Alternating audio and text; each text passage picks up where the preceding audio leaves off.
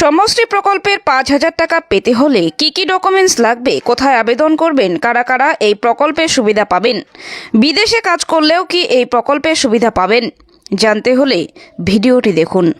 আপনি কি পরিযায়ী শ্রমিক? আপনি কি রাজ্যের বাইরে কাজ করেন বা আপনি কি দেশের বাইরে কাজ করেন? তাহলে আপনাদের জন্য একটা বিশেষ সুযোগ রয়েছে। কিছুদিন আগেই মমতা ব্যানার্জি ঘোষণা করেছে যারা পরিযায়ী শ্রমিক তাদেরকে ৫,০০০ টাকা করে মাসে দেওয়া হবে। আপনি কিভাবে সেই টাকাটা পাবেন, আপনি পেতে গেলে কি কি করতে হবে, আপনার কোথায় নাম নথিভুক্ত করতে হবে, কোথায় ফর্ম জমা দিতে হবে, তার বিস্তারিত তথ্য আমি জানিয়ে দিচ্ছি। এরকম একটা ফর্ম পাওয়া যায়, এই দেখুন এরকম একটা ফর্ম পাওয়া যায়। ফর্মের মধ্যে আপনার নাম ঠিকানা লিখতে হবে এবং জমা করতে হবে। তো কি কি কাগজ লাগবে? আপনার লাগবে আধার কার্ড, ভোটার কার্ড, ব্যাংকের অ্যাকাউন্ট নম্বর এবং আপনি যেই রাজ্যে কাজ করছেন, হরিয়ানা হতে পারে, দিল্লি হতে পারে বা রাজস্থান হতে পারে বা অন্য কোনো রাজ্যে কাজ করেন, সেখানকার আপনাকে ঠিকানা রাখতে হবে। কি কি? সেখানকার থানা, আপনি যে জায়গার কাজ করেন থানা, পিনকোড এবং ওই জায়গার নাম রাখতে হবে এবং ঠিকাদারের নাম এবং মোবাইল নম্বর লাগবে।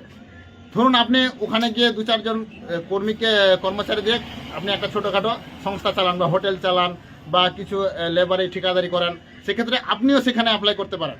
তো আপনাকেও সেখানকার তথ্য লাগবে। কি?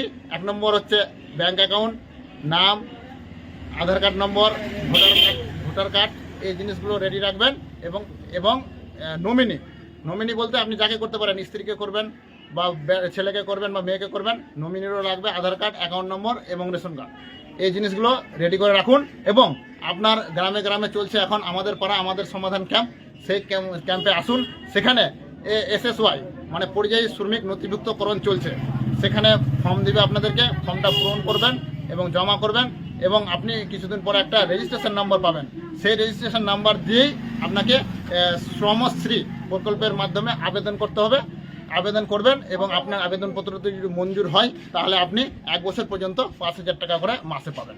বলছি অনেকে তো কর্মসংস্থানের নাম লিখে রেখেছে, তারা কি আপনারা আবার আবেদন করার কি সুযোগ না? পাবে? যারা কর্মসাথী পোর্টালে যাদের নাম আছে, যারা আগে থেকে দুয়ারে সরকার ক্যাম্পে পরিযায়ী শ্রমিক হিসাবে নথিভুক্ত করে রেখেছিলেন, তাদেরকে করতে হবে না। তাদেরকে শুধুমাত্র যে শ্রমশ্রী প্রকল্প সেখানেই অ্যাপ্লাই করতে হবে এবং এই মুহূর্তে রাজ্যে ১,৪০,০০০-এর মতো নথিভুক্তকরণ হয়ে গেছে এবং যাদের নথিভুক্ত হয়নি তাদের নথিভুক্তকরণ চলছে এবং কিছুদিনের মধ্যেই সবাই একটি পোর্টালের মধ্যে আবেদন করবেন এবং ৫,০০০ টাকা বেনিফিট পাওয়ার জন্য আবেদন করবেন। বলছি কি করে জানবে যে স্যার তার কর্মসংস্থান প্রকল্পের নাম নথিভুক্ত হয়ে আছে, কি করে জানতে পারবেন? আপনি অঞ্চলে গিয়ে যাবেন, সেখানে SSY দপ্তরের, সামাজিক সুরক্ষা দপ্তরের কর্মী রয়েছেন, ওনার কাছে লিস্ট আছে, আপনার নাম আছে কিনা চেক করে নেবেন।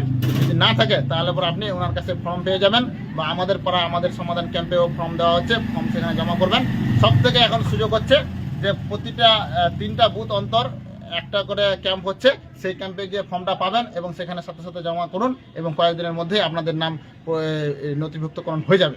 বর্তমানে তো অনেক পরিযায়ী শ্রমিক বাইরে রয়েছে, এমনকি কেউ বিদেশেও রয়েছে, তো এই মুভমেন্টে আসা সম্ভব না, পরিবারে কি আবেদন করতে পারবে তার হয়ে? হ্যাঁ, আপনি হয়তো সেখানে আছেন, আসতে পারেননি, আপনি সেখান থেকে কাগজপত্র পাঠিয়ে দিন আপনার বাড়িতে এবং ছবি সহ যা যা ডকুমেন্ট লাগে বললাম, Aadhaar card, account number, voter card এবং সেখানকার ঠিকানা সংযুক্ত করে জমা দিন, আপনারও কার্ডটি হয়ে যাবে।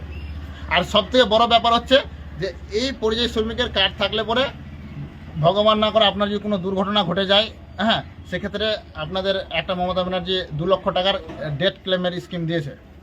আপনি আপনার পরিবারকে সুরক্ষিত রাখতে এটা অবশ্যই নথিভুক্ত করুন।